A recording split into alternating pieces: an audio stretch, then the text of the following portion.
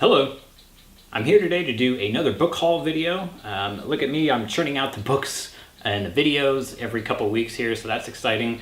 Just so you know, I'm going to be trying to keep this video really quick. My last few book haul videos, the last one in particular, took quite a while. It's like a 20-minute video. I'm going to try to move a lot faster to move through these books. So I'm not going to be covering all these books in high detail. I'm not going to really try to get into the weeds on some of the topics and stuff, just to sort of show you the books, do some close-up shots of them, and just kind of give you a feel for some of the stuff that I've been collecting recently.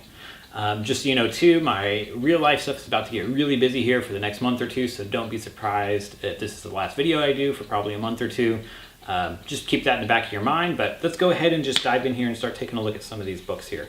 So all of the books I've got on this site are signed first printings. Pretty much all of these are modern first, meaning these are all books that were published in the last few years, and actually most of these here were actually published last year. This book is the only non-signed book I have for this video, and this is Beresford, Egan by Adrian Woodhouse, published by Tartarus Press. If you're not familiar with Tartarus Press, they are a private press over in the UK, and they do a lot of limited edition book printing. They are super high quality, highly recommend them. I followed them for a while. This was the first book of theirs that I got. This is the artwork and life of Beresford Egan. If that name rings a bell and you've watched some of my other videos, I did a video of Moonchild by Aleister Crowley, published in 1929 by Mandrake Press, and it featured the artwork of Beresford Egan. I'm a huge fan of his art, and he was an Art Deco artist that really rose to prominence in the 20s and 30s.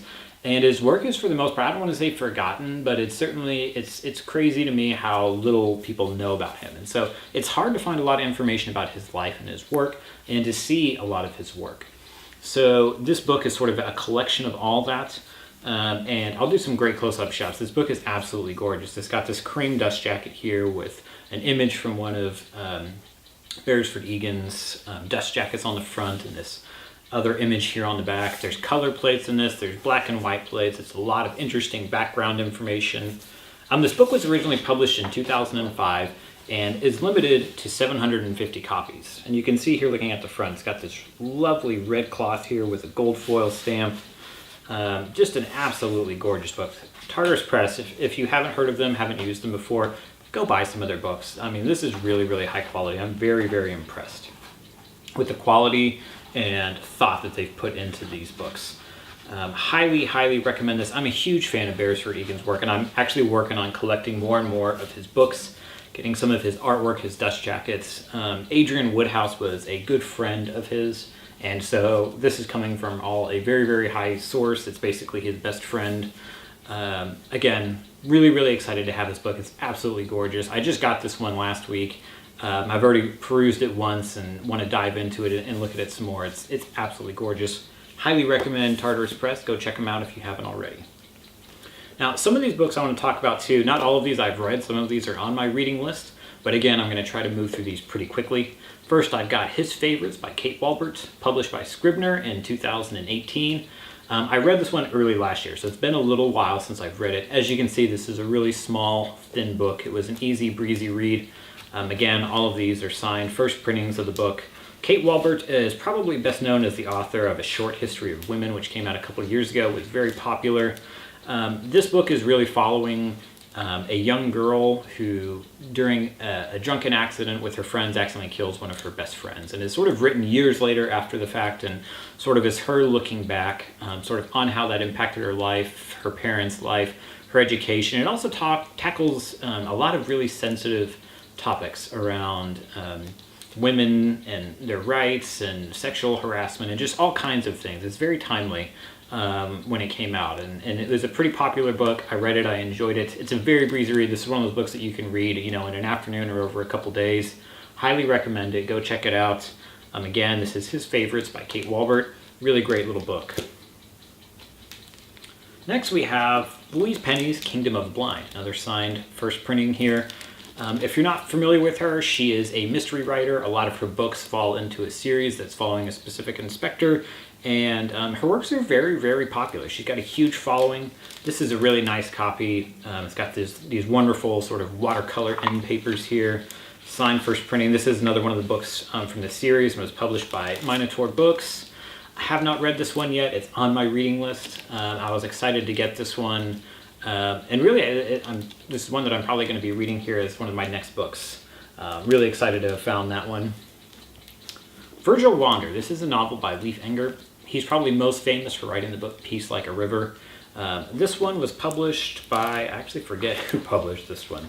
This was Atlantic Monthly Press. This is another sign first printing. He wrote Peace Like a River. It had a lot of great success. He also wrote So Brave, Young, and Handsome.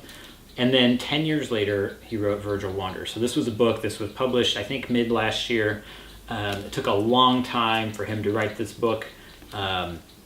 I've started this one, I haven't quite finished it yet. I'm actually really enjoying it so far. This is one that's sort of following a man who's had a terrible accident, has lost his memory, and it is really just kind of following his life and these interesting characters in the Midwest. And this small town, which you kind of get that vibe here from just looking at the dust jacket, is a really big factor and sort of a character in the book.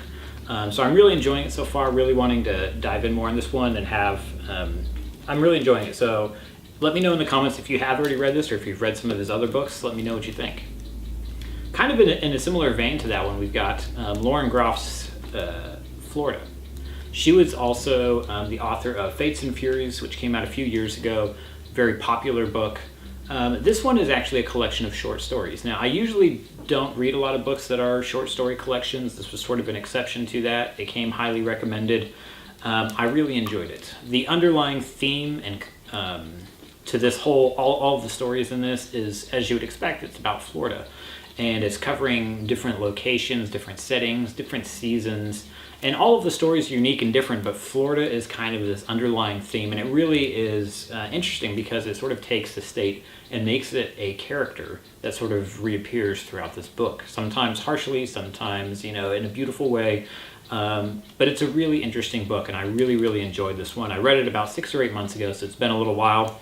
It's another sign first printing. This one actually has a sticker on the dust jacket, just a little collector's note. In general, if you can, try to avoid getting books that have the stickers on the front. It does impact some of the collectability of it to have something on the dust jacket. There's only a couple books that I have that do that. In general, if you're getting a signed book, try to get one that doesn't have any of that on there. But again, I really, really enjoyed this book. If you haven't read it, go check it out. Very highly recommended, an interesting book. Next we have Barbara Kingsolver's Unsheltered. This book has sort of had some mixed reactions from people since it came out. This one came out late last year. This is her most recent book. She's probably more famous for writing the Poisonwood Bible, which was a huge bestseller that came out quite a while ago. This one is published by Harper. A really, really lovely copy here. It's got these nice, light green end papers here, signed, and the book is in this really nice, lovely white and green with a little bit of gold foil on the spine there. It's just a really gorgeous book. This one is kind of following two families in sort of two different times, and it's covering a lot of interesting topics. Things like these people that have done everything right. They've worked so hard in their lives, and sort of the world as they know it is kind of falling apart. Things are going wrong, they're losing things, and it's just kind of asking, the questions of why. Why do bad things happen to good people and hardworking people? This book has got, like I said, some mixed feedback from some of the readers that have read it. My opinion is still kind of out on it right now, but she writes incredibly well. And I think the challenge with people that have written really successful books in the past is a lot of people like to compare their new books against, the books that they wrote in the past, which is perhaps justified. But it's a really interesting book, and I highly recommend that you check this one out. It's got some really interesting topics that it covers, and it's one of those books that's great at kind of getting you to think. So again, that's Unsheltered by Barbara Kingsolver. And then last but not least, I want to look at my favorite book of these ones here, and that is Lincoln and the Bardo by George Saunders. This one came out in 2017. George Saunders, if you're not familiar with him, he mostly writes a lot of short story collections, and this was really his first novel. This one took me a little bit to get into. I honestly say for the first 40 or 50 pages, I was actually pretty confused as to whether or not I was enjoying the book or really not liking it at all. If you haven't read this, stick with it. I highly recommend working through it. It takes a while to get into the rhythm of it, but once you do, man, it's just a powerful book. It's hard to even describe some of the themes. It's really following Lincoln and his son over the course of a single day. And his son has died. You can see here this one is signed and dated here by George Saunders from an event. Man, it's hard to even think of the best way to describe this book in an easy sort of condensed format. But again, it's following his son, who is a child who passed away in the White House one night at a party. And this is all a true story, and it's kind of following Lincoln and how this impacts him. And the Civil War we're early in the 1860s, and it's really just starting to get very real.